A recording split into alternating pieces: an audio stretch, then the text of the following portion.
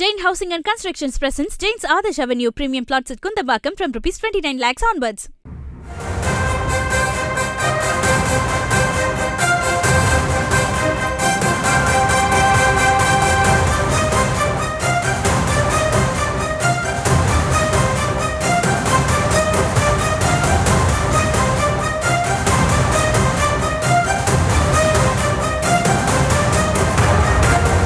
அண்மை செய்தியாக பார்த்திருக்கிறோம்.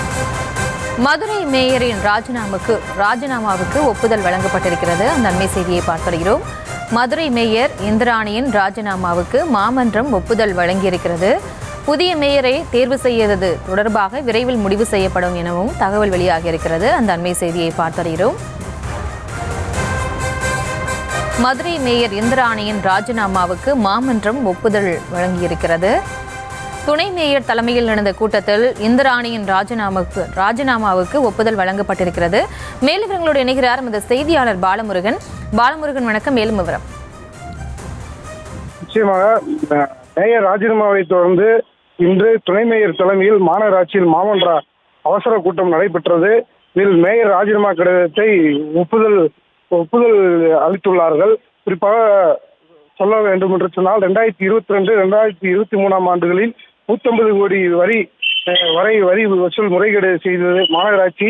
வருவாய் இழப்பு ஏற்படுத்திய விவகாரத்தில் மதுரை மாநகராட்சி மண்டல தலைவர்களான வாசுகி, சரவண புவனேஸ்வரி, பாண்டிச்செல்வி, முகேஷ் சர்மா, சுவிதா, நகரமைப்பு குழு தலைவர் முவேந்திரன், வரி விதிப்பு குழு தலைவர் விஜயலட்சுமி ஆகிய 7 பேர் தங்களின் பதவியை ராஜினாமா செய்தார்கள். இந்த வழக்கு தொடர்பாக விசாரணை நடத்த மதுரை சரக டிஜி அபினவ் குமார் தலைமையில் உயர்நீதிமன்ற விசாரணை அதிகாரிகள் குழு நியமித்தது. வரி முறைகேடு தொடர்பாக முதல் குற்றவாளியாக மாநகராட்சி மேயர் கணவர் பொன்வசன், மாநகராட்சி வரி விதிப்பு குழு தலைவர் விஜயலட்சுமியின் கணவர் கண்ணன் மற்றும் மாநகராட்சி உதவி ஆணையர் சுரேஷ்குமார் உள்ளிட்ட 23 பேர் கைது செய்யப்பட்டு மேயரின் கணவர் பொன்வசன் உள்ளிட்ட சிலர் ஜாமீனில் வந்திருக்கிறார்கள்.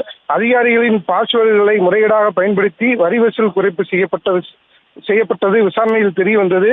இந்த வரிகேடு விவகாரத்தில் மேயர் இந்திராணி ராஜினாமா செய்ய வேண்டும் என எதிர்க்கட்சியில் போராட்டம் நடத்தி வந்த நிலையில் மேயர் ராஜினாமா செய்யாமல் கடந்த 2 மாதங்களுக்கு மேலாக பதவியில் இருந்து வந்திருந்தார். இந்த நிலையில் நேற்று முன்தினம் மேயர் இந்திராணி தனது பதவியை குடும்ப சூழல் காரணமாக ராஜினாமா செய்ததாக கூறி கடிதத்தினை மாநகராட்சி ஆணையாளரிடம் வழங்கினார். இதனையடுத்து இன்று துணை மேயர் நாகராஜன் தலைமையில் மாமன்ற அவசர கூட்டம் சரியாக 10:30 மணிக்கு நடைபெற்றது. கூட்டத்தில் மேயர் தேர்வு எப்போது என்பது குறித்தான முடிவு, மண்டல தலைவர் தேர்வு வேண்டுமாலை என்பது குறித்து முடிவு எடுக்கப்படும் என்று எதிர்பார்த்தார்கள். மேயர் அவசர ஆலோசனை கூட்டம் சரியாக 10:30க்கு ஆரம்பித்து கரெக்டாக 4 நிமிடத்தில் முடிவடைந்தன. அதாவது கூட்டம் ஆரம்பிக்கும் போதே மாமன்ற எதிர்க்கட்சி தலைவர் சோலைராஜா எழுந்து நின்று மேயர் ராஜினாமாவை நாங்கள் ஆதரிக்கிறோம் என்று கூறினார். அதற்கு திமுக கவுன்சிலர்கள் வாக்குவாதத்தில் ஈடுபட்டார்கள்.